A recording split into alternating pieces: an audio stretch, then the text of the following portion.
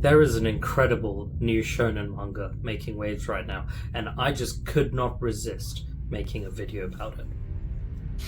Welcome, and this is Centuria. The story follows the protagonist Julian, who was sold into slavery by his own mother as a child. He's never known love or kindness, only pain and abuse. Forced to work endlessly for a blacksmith, he's covered in soot and treated like dirt. But one day, when his master decides that Julian has outlived his usefulness, he tries to kill Julian, but he fights back, cracking his master's skull open with a rock and fleeing to the nearest ship to get Julian off land. Little does Julian know that his escape will start him on the path towards his destiny. Centuria is a dark, gritty, new fantasy manga that's come out on Manga Plus. It came out quite a few months ago, and I've been keeping tabs on it, waiting for some chapters to come out before I started reading. Currently, there's about 50 chapters in publication, which you can read for free on the Manga Plus app, and I highly recommend that you do, because I tore through every single one of them in just a couple of days, and I'm hungry for more. The world of Centuria is cloaked in mystery, inhabited by ancient, godlike beings. Cthulhu-esque forces tied to nature itself, the forests, the seas, and land. You might even call them gods. They can bestow these powers onto humans, but their powers always come at a price. Once Julian boards the ship as a stowaway, he is quickly discovered by the men who own the ship. Before they kill him, Julian begs to work on the ship, and the slaves all agree to split their food with him. This is the first act of kindness that Julian ever receives, and thus he is labelled Slave 101. He's especially moved by Mira, a pregnant woman who defended him. When he asks her why, she says, "No one shows slaves kindness, so we must show it to each other to keep our pride as human beings." These words hit Julian hard. Touched by her compassion, Julian offers to fix her rusty knife and protect her unborn child. She becomes somewhat of a mother figure to Julian, and for the first time, he feels something close to familial love. Unfortunately, even though he becomes incredibly close to Mira, their happiness is limited. A storm rocks the ship one night, and the slaves are forced onto the deck. Groggy and tired from being woken up, one of them questions why, only to be killed on the spot. The cruel truth is then revealed to each and every one of them. The slave owners who bought them plan to kill them just for the insurance money. The slaves attempt to fight back, but they are no match against well-fed slavers with deadly weapons. Soon, only Julian and the pregnant Mira are left. However, before the sailors can kill them, an ancient and terrifying voice rises from the deep sea. "Who seeks my blessing?" the voice asks. Julian and Mira look at the strange tentacles growing up onto the ship, and they stare at a face, not quite a face, not human, not animal, a god. "There are two conditions to receive my blessing," the ancient creature says. Condition 1, a sacrifice of many lives, and condition 2, a sacrifice of a loved one. Julian looks at Mira, who he came to love, and grits his teeth in agony. "Take me," he says. He turns to Mira. "Don't worry, now you can be happy with your child." Mira grits her teeth. "No," she shouts, and she takes a knife in her hand. "I refuse to let another one of my children die." The woman takes her knife and plunges it into her stomach, cutting out the child and handing it to Julian. With her last radiant smile, she tells him to live on and protect his newborn sister. Moved by the sacrifice, the tentacled sea god bestows its blessing upon Julian. He's granted the protection of the sea and the skills of the 100 slaves who died. He's also granted 100 lives. The power system in Centuria is really interesting. Julian's powers themselves involve no real supernatural element except his regenerative abilities. I noticed this might come across as a bit boring, but it's how these powers interact with his enemies during the fights that makes this shonen really compelling. Julian can't just blow through every single opponent. He is powerful and he does have a lot of regeneration, but he's not that much stronger than the average human being. He is stronger, but just not by a ton.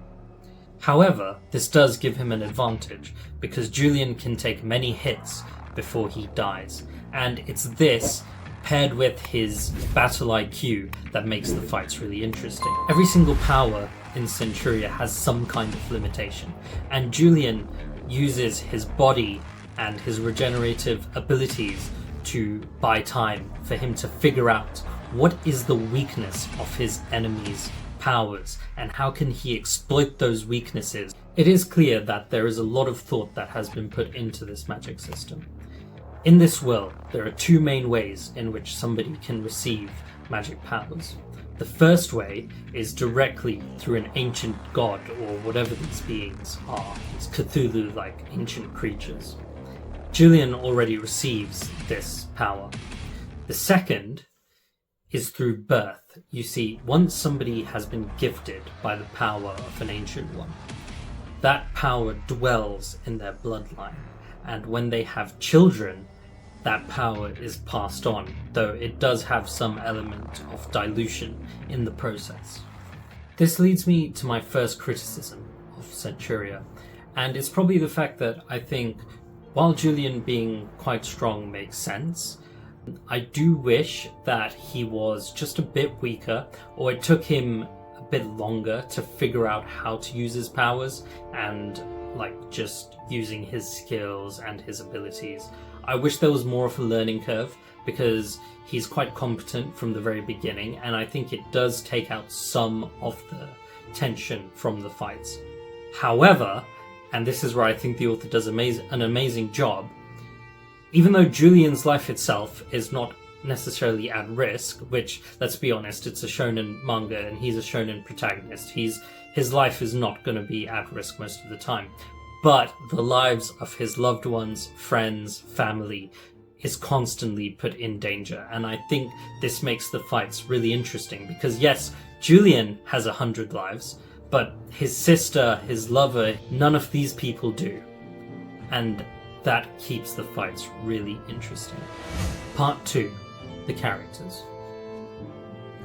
While the magic system is incredible, I will say that the characters are probably the biggest strength of Centuria.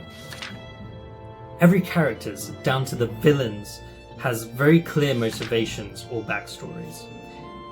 They all have a purpose as to why they're inside of the story.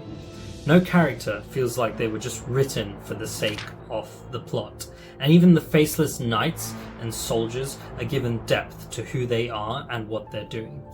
One of the biggest standout moments to me early on was when Julian is facing a bunch of knights from the Empire who have been ordered to kill him and the child he's protecting, and they say that none of us is at fault here, we're merely following orders, we don't want to do this either, we can only fight for what we believe in. And I just thought that is incredible that these knights, these soldiers who are cannon fodder in most series, are given this depth to their personality. Even the main antagonists don't necessarily come across as evil. Sure, perhaps some characters are pretty mentally twisted, and they probably do deserve the fate that ends up finding them in the end. But even I felt conflicted when looking at the Supreme King, and I still can't decide if he is actually evil or if he's more of a good guy. Even his subordinates, who do a lot of terrible things, are driven out of their motivation and their love for the Supreme Ruler. and that makes it hard to hate any of them. I think the manga calls into a lot of questions, such as, is it really okay to kill someone just because they wronged you in the past? And for every moral that Julian has, there seems to be somebody or something that contradicts it. I love that Julian, while he is strong, is not a static character. None of them are, to be honest. Julian's arc itself might not be the fastest, but there are plenty of side characters with complete and interesting arcs, which keeps the pacing really good. This does bring me to my next point about the plot of Centuria and also the world building. So it's not the most fast-paced manga out there. I think you definitely have more fast-paced manga like Chainsaw Man or Jujutsu Kaisen. This does take it a bit slower, and Julian's arc itself does feel like it's a bit slower, so that might not be everyone's cup of tea. However, I do get a very strong feeling that this has been pre-planned from the beginning, and the mangaka clearly knows where he's taking the story. The magic system, the enemies, the powers, everything seamlessly just blends into this dark, gritty fantasy world that he's created. And all I can say is, the plot is plotting. And that brings me to my conclusion. Centuria may still be early in its run, but it's already showing the potential to stand alongside modern giants in the shonen industry. If you enjoy the raw brutality and philosophical undertones of Chainsaw Man, the intricate power system and moral ambiguity of Jujutsu Kaisen, or the epic world building and emotional core of Attack on Titan, I think you'll find something to love here.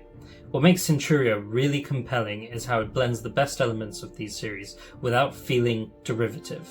The dark fantasy setting evokes the haunting aesthetics of Berserk and Made in the Abyss, but Centuria still feels like its own beast, unafraid to dwell in the bleak, morally grey territory while weaving in moments of hope, humanity, and personal growth. Don't sleep on this one. Okay, hey guys, I'm just recording the outro. I definitely rambled on a bit there. I tried to sort of go between scripted and unscripted elements in this video. I do want to say we just recently hit 10 subscribers and I am really happy, so thank you so much guys. Let me know if you're reading Centurion. Leave a comment down below if you've heard of it or if you're currently reading it.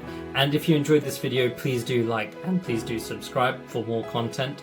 And yeah, I hope you have a wonderful day and I'll see you next time. Cheers.